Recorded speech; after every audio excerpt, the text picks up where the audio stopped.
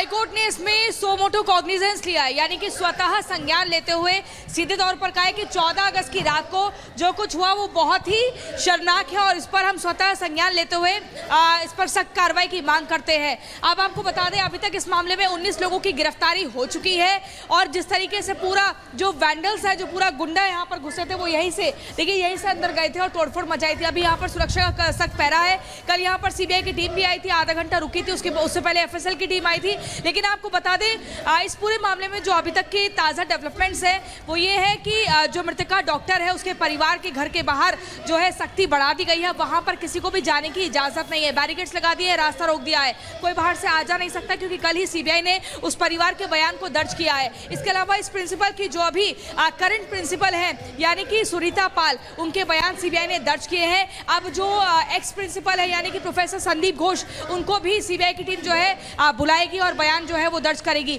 हालांकि प्रिंसिपल पहले ही कोर्ट पहुंच गए अपनी सुरक्षा को लेकर। उनका कहना है कि उनको प्रोटेक्शन की जरूरत है, लेकिन सवाल तो उस प्रिंसिपल से पूछे जाते हैं कि आपके रहते हुए यहाँ पर स्टूडेंट्स को प्रोटेक्शन चाहिए थी जो मिली नहीं, और कई सारी ऐसी चीजें हैं जो प्रिंसिपल संदीप घोष जानते हैं, लेकिन वो कुछ भी बताने से पहले यहाँ से अपना रास्ता नाप के चल दिए। आपको बता दें, अभी भी आज यहाँ पर प्रोटेस्ट हो रहा है, लेकिन यहाँ पर प्रोटेस्टर्स की संख्या आज कम दिख रही है। आज यहाँ पर काफी कम है संख्या। देखिए बल्लिया किस तरीके से उस दिन 14 अगस्त की रात को तोड़ी गई थी, उसके बाद काफी बच्चे यहाँ पर डर गए हैं और वो स्टूडेंट्स अपना लगेज लेकर अपने घर चले गए हैं। अभी भी वी वांट जस्टिस की मांग की जा रही है। इनका ये कहना था कि इनका मनोबल तोड़ने का प्रयास किया गया, इसलिए 14 अगस्त की रात को हंगामा होता है ताकि इनका मनोबल टूट जाए और ये डर जाए, घबरा जाए। लेकिन इनका कहना है कि एक्सीलरेट होगा, यहाँ से और ज्यादा तेजी के साथ जो है पूरा प्रदर्शन चलेगा जब तक कि सभी मांगों को स्वीकार नहीं कर लिया जाएगा। सीबीआई इस मामले में आपको बता दें पूरी बारीकी से तहकीकात कर रही है और ऐसे में सबूतों को पूरा जुटाकर कड़ियां जोड़ने का प्रयास किया जा रहा है। यहाँ पर इंसाफ मांगा जा रहा है, ये कहा जा रहा है जो मुख्य आरोपी है उनको गिरफ्तार किया जाए।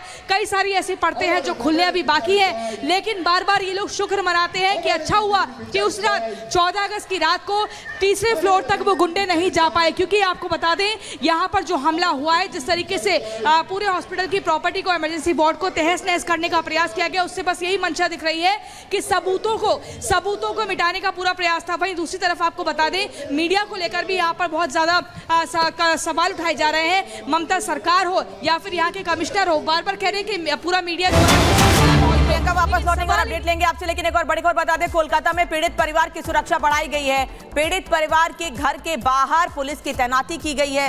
कल सीबीआई टीम आने के बाद सुरक्षा और बढ़ा दी गई है। लेकिन सवाल यही है कि सुरक्षा के दावे जो लगातार ममता सरकार की ओर से किए जा रहे थे, ममता की पुलिस की ओर से किए जा रहे थे, उनकी सुरक्षा के बीच कैसे 7,000 लोग अस्पताल के भीतर घुस के तोड़फोड़ करते हैं।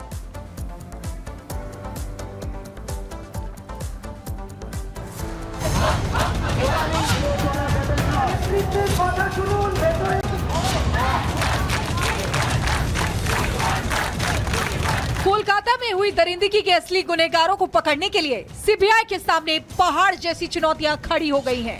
कोलकाता पुलिस की ढुलमुल जांच, अस्पताल में तोड़फोड़, अस्पताल के स्टाफ से पूछताछ में लापरवाही, कुछ ऐसे फैक्ट हैं जिनके पीछे छिपे सच को निकालने में सीबीआई टीम को कड़ी मशक्कत करनी पड़ रही है। कोलकाता के आरजीकर मेडिकल कॉलेज में ट्रेनी छात्रा से बलात्कार और उसके बाद हत्या मामले को एक हफ्ता बीत गया, लेकिन पहले इस पूरे मामले की जांच कोलकाता पुलिस कर रही थी। अब सीबीआई इस पूरे मामले को इन्वेस्टिगेट कर रही है। लेकिन सवाल ये खड़े हो रहे हैं कि एक हफ्ते बाद क्या वो साइंटिफिक एविडेंस जो कि उस सेमिनार हॉल में मौजूद है वो अभी भी सिक्योर किए गए हैं।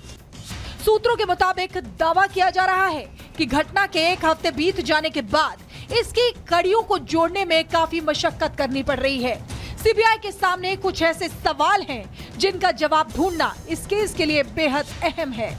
जैसे क्लास खत्म होने के बाद भी कैसे खुला सेमिनार रूम, सेमिनार रूम को किसने खोला और किसने बंद किया, शव को घटनास्थल पर किसने देखा और क्या किया, पीड़िता के साथी डॉक्टरों स्टाफ का रिएक्शन क्या था, खबर मिलने पर अस्पताल के बड़े अफसरों ने क्या किया, पीड़िता के साथ डिनर करने वाले साथी डॉक्टर कहां थे, परिवार को सुसाइड की खबर देने का प्लान किसका था, कोलकाता पुलिस ने पहली बार रिपोर्ट लिखने में लापरवाही क्यों की, पहले ही क्यों मान लिया गया कि दरिंदगी सिर्फ एक शख्स ने की है। सीबीआई के सामने सबसे बड़ी चुनौती ये भी है कि स्टाफ से सच को बाहर निकालना, क्योंकि अलग अलग थ्योरी, अलग अलग बातें इस पूरे मामले में सामने आ रही हैं। सवाल ये भी खड़ा हो रहा है कि क्या अस्पताल प्रशासन कुछ छुपाने की कोशिश कर रहा है, और यही वजह है कि सीबीआई अपने तरीके से इस पूरे मामले की जांच करती नजर आ रही है। इस बर्बर हत्याकांड की जांच कोलकाता हाईकोर्ट ने सीबीआई को सौंपी थी, लेकिन सीबीआई जांच अभी ठीक से शुरू नहीं हो पाई कि अस्पताल में तोड़फोड़ और हंगामा हो गया। अब सीबीआई एक एक कदम फूंक फूंक कर रख रही है, जिससे इस कांड के पीछे का सच निकालने में कोई कसर न छूट जाए। सीबीआई मेडिकल कॉलेज के वर्तमान प्रिंसिपल से पूछताछ कर चुकी है, जबकि मेडिकल कॉलेज के तत्कालीन प्रिंसिपल से भी पूछताछ संभव है। पीड़िता के साथ ही डॉक्टरों के बयान भी दर्ज कर सकती है सीबीआई। हॉस्पिटल के सीसीटीवी फुटेज की पड़ताल भी जारी है। माना जा रहा है कि घटना पर पहुंचने वाले कोलकाता पुलिस के कर्मचारियों से भी सीबीआई उनकी आंखों देखा हाल समझ सकती है। जानकारों का दावा है कि जिस तरह से पीड़िता के साथ हैवानियत की गई, वो किसी एक अकेले शख्स के बस की बात नहीं है। फिलहाल सीबीआई अफसर इस केस के हर एंगल और हर कनेक्शन को खंगालकर सच को निकालने की जद्दोजहद कर रहे हैं। Bureau report, Republic Bharat. तो कोलकाता हाईकोर्ट ने देखिए सख्त टिप्पणी कर दी और कह दिया कि राज्य सरकार पूरी तरह से विफल रही और क्यों बेहतर हो कि अस्पताल को बंद कर दिया जाए। ये भी कोलकाता हाईकोर्ट ने अपनी टिप्पणी में कहा है। हिंसा को लेकर सवाल पूछे हैं और इसी हिंसा पर अब तक क्या हुआ है, जरा वो जानकारी हम जल्दी से ग्राफिक्स के जरिए आपके सामने रख देते हैं, आपको बता देते हैं। देखिए आरजी के अस्पताल में तोड़फोड़ केस में अब तक 19 लोगों की गिरफ्तारियां हो चुकी हैं। कोलकाता पुलिस ने आरोपियों की यहां पर तस्वीर भी जारी कर दी। उनकी पहचान के लिए आरजी के अस्पताल में प्रिंसिपल से सीबीआई पूछताछ कर रही है। सीबीआई जांच को बहुत तेजी से आगे बढ़ा रही है। अस्पताल के रिकॉर्ड, सीसीटीवी को भी सीबीआई खंगाल रही है।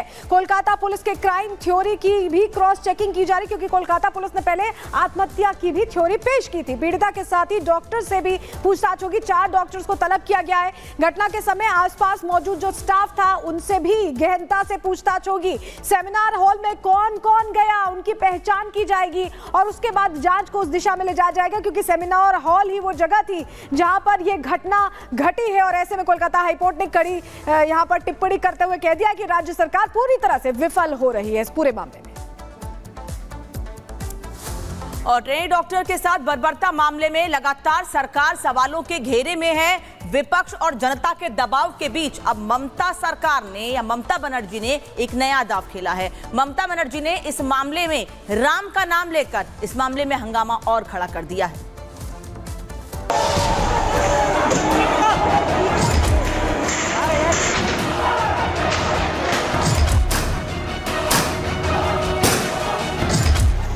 कोलकाता कांड से ध्यान भटकाने की कोशिश। ममता बनर्जी ने जानबूझकर दिया बेतुका बयान। আমি যতটুকু ইনফরমেশন পেয়েছি